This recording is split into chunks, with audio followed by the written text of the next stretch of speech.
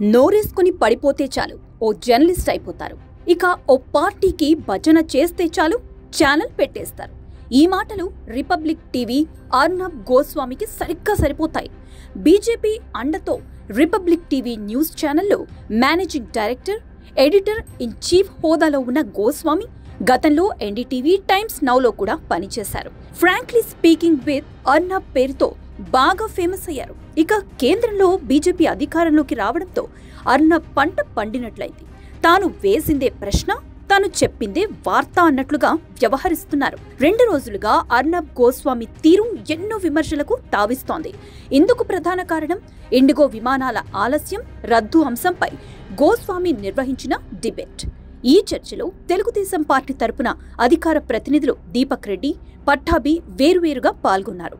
ఈ ఇద్దరి పట్ల గోస్వామి వ్యవహరించిన తీరు, ఈ ఇద్దరికి గోస్వామి వేసిన ప్రశ్నలు ఇప్పుడు కూటమిలో విభేదాలకు కూడా కారణమవుతోంది. అసలు అర్నబ్ ఏం ప్రశ్న వేస్తున్నారో కూడా తెలియకుండా నోరేసుకుని పడిపోతున్నారనే విమర్శలు కూడా వెల్లువెత్తుతున్నాయి. ఇండిగో ఎయిర్లైన్స్ అనే ఓ ప్రైవేట్ సంస్థ తన సర్వీసులను రద్దు చేసింది. దీనివల్ల ప్రయాణికులు తీవ్ర ఇబ్బందులకు గురయ్యారు. దీనిపైన ఇప్పటికే కేంద్ర పౌర విమానయాన శాఖ మంత్రి కింజరపు రామ్మోహన్ నాయుడు 4 రోజులుగా అధికారులతో, సంస్థ ప్రతినిధులతో చర్చ జరుపుతూనే ఉన్నారు. అదే సమయంలో ఇండిగో సంస్థకు కూడా ప్రయాణికులకు డబ్బులు తిరిగి చెల్లించాలని డెడ్లైన్ పెట్టారు. అలాగే టికెట్ ధరలు పెంచితే చూస్తూ ఊరుకునేదే లేదని ఇతర ఎయిర్లైన్ సంస్థలకు వార్నింగ్ కూడా ఇచ్చారు.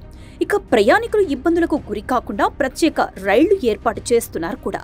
ఇక తాజాగా రాజ్యసభలో కూడా ఇదే విషయంపై రామ్మోహన్ నాయుడు ప్రకటన చేశారు.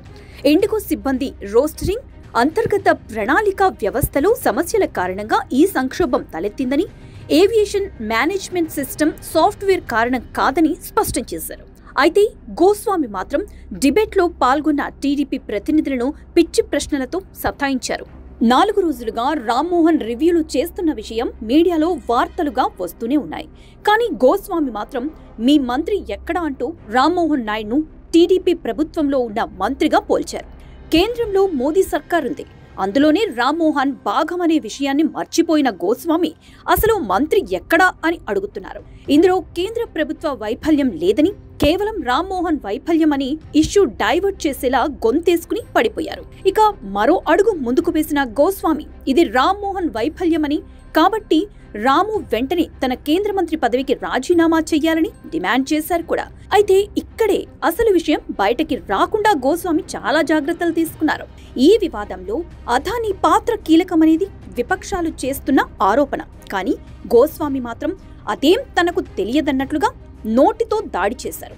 విమానాల ఆలస్యం, రద్దుకు బాధ్యత వహిస్తూ రామ్మోహన్ రాజీనామా చెయ్యాల్సిందే అంటూ వింత వాదన తెరపైకి తీసుకొచ్చారు. గోస్వామికి నెటిజన్లు, టీడీపీ అభిమానులు ఘాటుగా బదులిస్తున్నారు. ప్రైవేట్ విమానాల ఆలస్యం, రద్దుకే రాము రాజీనామా అడుగుతున్న గోస్వామి ప్రతిరోజు దాదాపు అన్ని రైళ్లు ఆలస్యమవుతున్నాయని, పదుల సంఖ్యలో రైళ్లు రద్దవుతున్నాయని ప్రశ్నిస్తున్నారు. రైలు ప్రమాదాలు జరిగినప్పుడు రైల్వే శాఖ మంత్రి రాజీనామా ఎందుకు అడగలేదని నిలదీస్తున్నారు. ఇక అసోం హింస, పహల్గాం ఉగ్రదాడి, ఢిల్లీ పేలుడు వంటి దాడులు జరిగినప్పుడు కేంద్ర హోంమంత్రి అమిత్ షా, ప్రధాని రాజీనామా ఎందుకు డిమాండ్ చేయలేదని ప్రశ్నిస్తున్నారు. మోదీ సర్కారు తీసుకువచ్చిన రైతు చట్టాలకు వ్యతిరేకంగా రైతులు రోజుల తరబడి ఢిల్లీ సరిహద్దుల్లో ధర్నాలు చేసినప్పుడు, దేశ రాజధానిని ముట్టడించినప్పుడు ఎందుకు రాజీనామా డిమాండ్ చేయలేదని టీడీపీ నేతలు, కార్యకర్తలు, అభిమానులు నిలదీస్తున్నారు. యువ మంత్రిపై అర్నబ్ గోస్వామి తప్పుడు ఆరోపణలు చేస్తున్నారని ఆగ్రహం వ్యక్తం చేస్తున్నారు.